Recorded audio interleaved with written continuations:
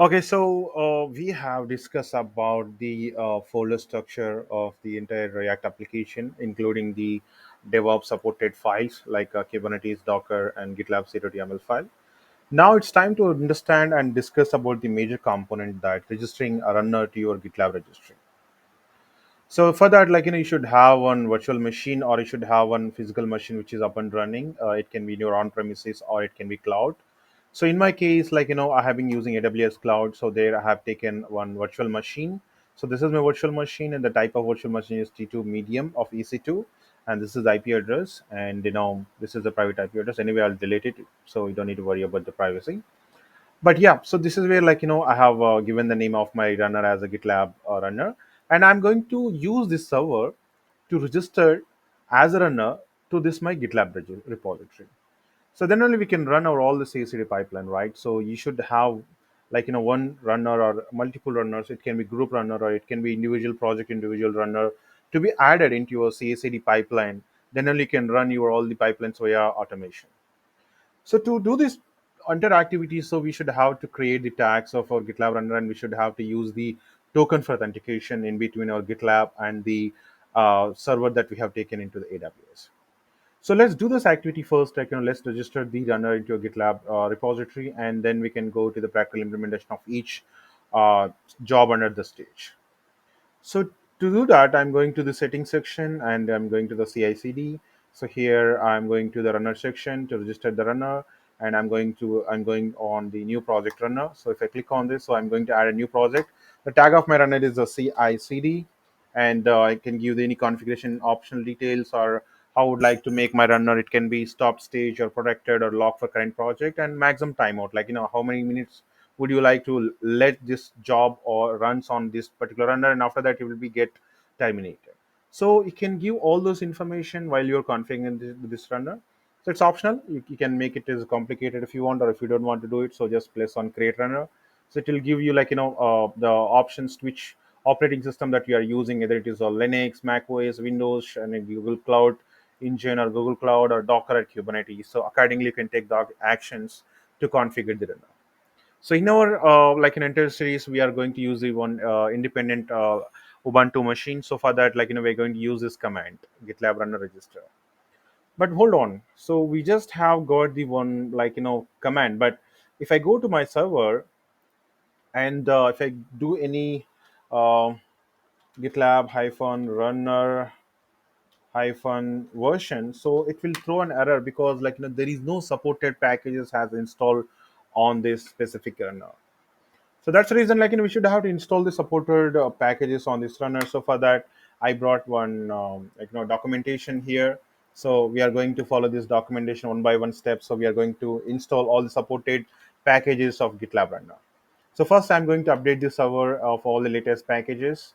So once it is done, I'm going to install the curl. So because we are going to hit one URL, and we are going to get some uh, dependencies of our GitLab runner, and this is where we are going to call the respected URL, and we're going to get all the dependencies get installed or downloaded into our server. So once it has downloaded, now we are going to um, use one command to install our GitLab runner. So for that, we can pass this command. So the installation, I mean, download has been done for all the respected packages of our GitLab. And if I go to this particular URL, I can see the script over here. So all the shell script that have resides inside of this file, so those has been get downloaded. Now it's time to pass the command sudo apt install GitLab runner. So I'm going to pass it. So it's going to install all the supported packages on our server related to GitLab runner. So hopefully it's take time some time to install this respected command. So I'll pause this video and I'll get back to you once it is succeeded. Okay, so the package has been installed successfully, and now it's time to verify the package. So for that, we can use this command, GitLab-runner, hyphen version. I'll clear the screen, and if I come here, if I do paste, so now we have successfully installed the GitLab version. So 17.1.10.1. This is the version of it. Now we can head back to our GitLab repository, and we can use the same command that we have seen recently to register the runner. So we are going to use this command that we can register the server as a runner to our GitLab repository. So now I'm going to copy this command and I'll head back to the server, and I'm pasting this entire command. So we're just registering the URL with the gitlab.com, and this is the token. So now we are using the token based connection between our server to your GitLab repository. If I press enter, it's going to ask you what is the GitLab instance URL. I can say that this is the default one. We can give this default as it is. And now it is going to ask you the name of your runner. I can say that CICD is the name of my runner. So we can use this runner here. Now it's going to ask you the executor type, which executor type would like to use it. So you can use Docker, you can use Docker Flash Machine, you can use Kubernetes, you can use SSH, you can use a shell. So in this case, we are going to use a shell executor. So for that, I'm going to just press enter as a shell. Now it has successfully added, and even if you head back to the GitLab repository under this section, it shows that you have registered a new runner with a congratulations emoji. And if I pass this command in my server, it states that the connection has been established, and it is going to initialize the executor provider. If you have run any builds in your GitLab runner. So this is how you can initiate and you can register the runner at your GitLab repository, and you can confirm it going to the settings and CI/CD, and you need to go to the runner section. Here you can see that this is the tag of my runner, and if I click on it, this one, and it will show you all the details. What was the last time connected, and what is the configuration details. And if I go to the show details, I can see the system ID and whether it is online or ideal state and version of my GitLab runner that has installed, and this is the public IP address of my server that have taken in my AWS account.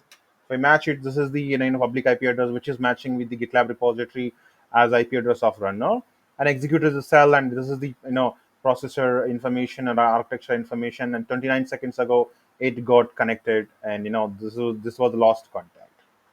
So this is how you can register the runner to your GitLab repository to enable the pipeline jobs on this specific runner via shell executor. Now let's heads to the practical implementation of running each step from on each stage as a job, so we can see all the pipeline automation and we can finish off this. So let's jump into the practical implementation.